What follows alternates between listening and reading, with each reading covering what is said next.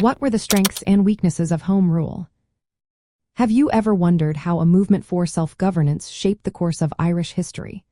The Home Rule movement aimed to grant Ireland political autonomy while remaining part of the United Kingdom. This movement emerged in response to the Act of Union of 1800, which centralized British control over Ireland. Many Irish people, especially Catholics and nationalists, felt sidelined and sought a way to regain their legislative powers. One of the main strengths of Home Rule was the promise of political autonomy.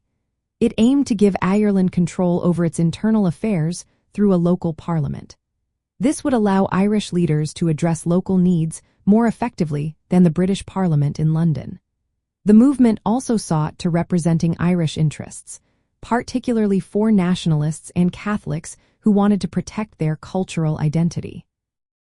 The expansion of the electorate in the 1880s, especially with the Franchise Act of 1884, increased the number of voters who supported Home Rule. This growing political base helped to strengthen the movement. Another strength was the reduction of British control.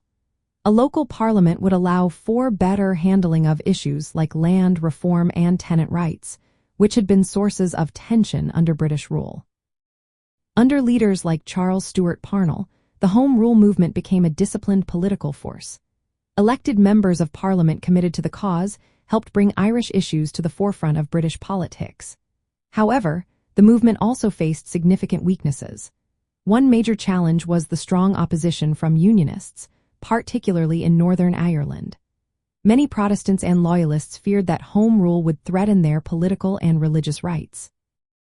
This opposition created political tension and resistance that complicated the movement's goals. Legislative challenges also hindered progress. Multiple Home Rule bills were introduced but faced repeated rejection or delays, especially from the House of Lords, which was dominated by British aristocrats opposed to Irish autonomy. The resistance from Unionists ultimately contributed to the partition of Ireland, with Northern Ireland remaining under direct British rule. This division led to long-lasting political and social conflicts. Although the Third Home Rule Bill passed the House of Commons in 1913 and became law in 1914, its implementation was suspended due to World War I. This delay intensified frustrations and contributed to the Irish War of Independence. Another weakness was the limited scope of Home Rule. It did not offer full independence but rather devolved self-government within the United Kingdom. For many Irish nationalists, this was seen as inadequate, leading to further demands for complete independence. Understanding the Home Rule movement is essential for anyone interested in Irish history. It reveals how the struggle for self-governance shaped modern Ireland. Visiting historical sites related to this era can provide a deeper appreciation of the complex issues that influenced Ireland's political landscape.